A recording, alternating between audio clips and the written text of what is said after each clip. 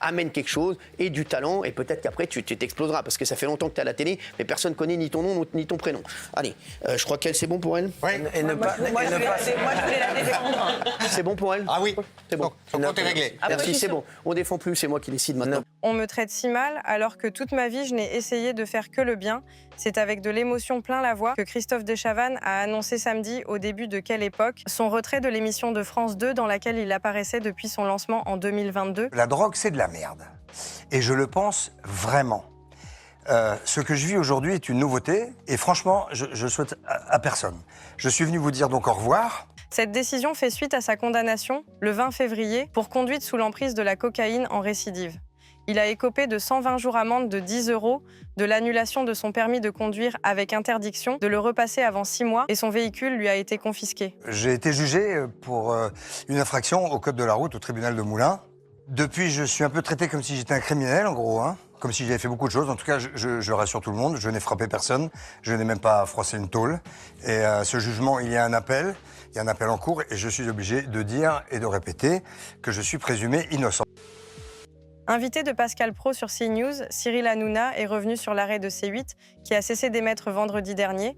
Le présentateur de Touche pas à mon poste, qui officie désormais sur Internet en attendant son arrivée sur M6, estime qu'Emmanuel Macron a joué un rôle dans cette interruption. Roch-Olivier Maistre, on le connaît. Quand il commande une baguette bien cuite, il est déjà tremblant. Ça veut dire quoi? Ça veut dire que c'est Emmanuel Macron? Oui, vous croyez que c'est qui? Alors c'est ma mère. Interrogé sur la disparition de C8 et de NRJ12, qui a également perdu sa fréquence le 22 février dernier alors qu'il était en visite au Salon de l'Agriculture, Emmanuel Macron a assuré qu'il ne s'agissait pas d'une décision politique du tout. À minima, ce qui s'est passé, Roch-Olivier Maistre a appelé Emmanuel Macron, il lui a dit « Je vais enlever C8 ». Donc, où Emmanuel Macron, ça c'est à minima, hein, où Emmanuel Macron lui dit, bon, si c'est ta décision, il n'y a pas de problème. Ou bien, il le savait déjà, ils s'en étaient déjà parlé, et il lui avait dit, voilà, C8, à mon avis, il va falloir faire quelque chose. Bon.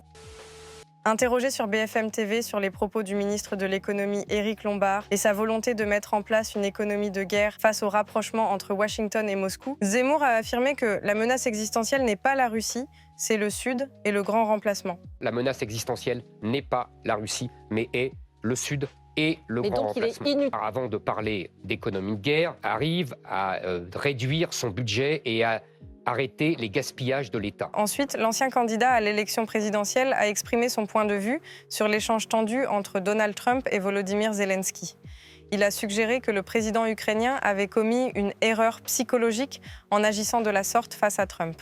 Quand j'entends M. Vance, tout le monde s'émeut, se scandalise, mais j'ai l'impression d'avoir dit la même chose depuis 20 ans. Non pas que M. Vance me copie, loin de là, mais parce que c'est le même mouvement, vous comprenez ?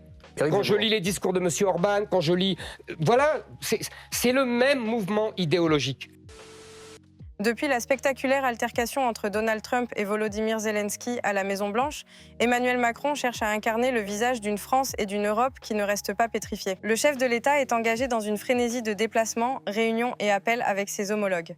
Et nous devons tous passer au niveau supérieur, car fournir une bonne aide à l'Ukraine n'est pas seulement une question de bien et de mal.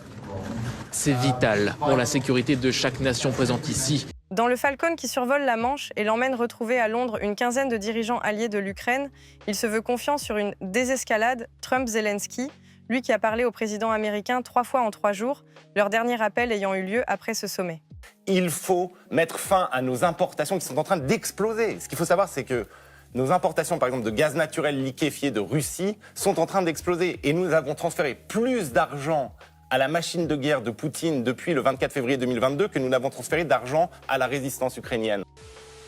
La fermeture de C8 et l'arrêt de l'émission de Cyril Hanouna continuent de faire couler beaucoup d'encre. Depuis que l'Arcom a décidé de ne pas renouveler l'autorisation de diffusion de la chaîne, nombreux sont ceux qui ont cherché à analyser les raisons de cette décision et ses conséquences sur les salariés du groupe Canal+. Est-ce que si Cyril Hanouna n'avait pas été condamné 27 fois, s'il n'avait pas dit des fausses informations, insulté des députés, tenu des propos homophobes... Mais dernièrement, c'est un échange particulièrement tendu entre Flora Gebali et Raymond Ahabou dans Les Grandes Gueules sur RMC qui a fait réagir. Ces propos ont déclenché une vive réplique de Cyril Hanouna qui n'a pas mâché ses mots en réponse à l'essayiste. Mais elle est une bêtise. Mais quelle est bête, cette jeune fille. Mais quelle est bête. Homophobie, elle ne sait même pas de quoi elle parle. C'est un sketch. Lundi 3 mars 2025, en ouverture de Touche pas à mon poste, Cyril Hanouna est revenu sur les propos de Flora Gebali avec une colère non dissimulée. Dès les premières secondes de son intervention, l'animateur n'a pas cherché à cacher son exaspération. Elle est bête, elle ne connaît rien à rien, elle ne travaille pas. Flora, tu te ridiculises. Travaille un peu, je sais pas. Voilà, tu es nulle. Flora, franchement, tu es nulle, tu fais honte à l'audiovisuel français. Cette meuf, c'est pas le castor le plus utile au barrage, oui, je vous confirme.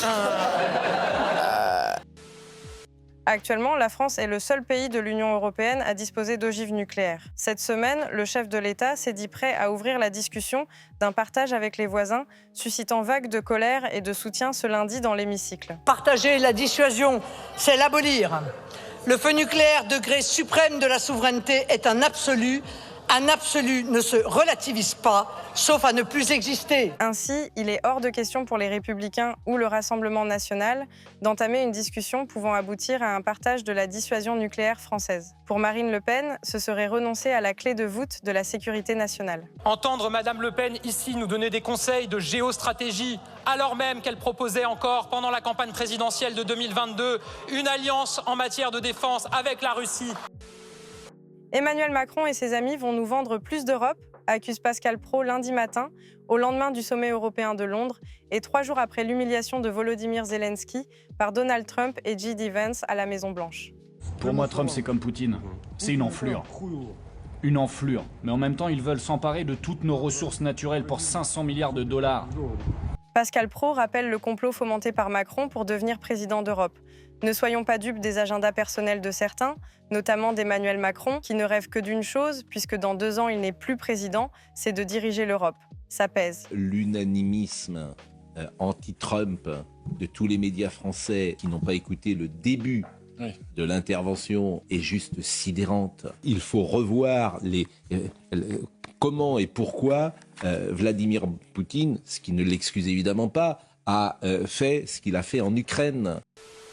Le président américain Donald Trump a affirmé avoir reçu l'assurance de Volodymyr Zelensky qu'il était prêt à négocier en vue d'une paix durable avec la Russie.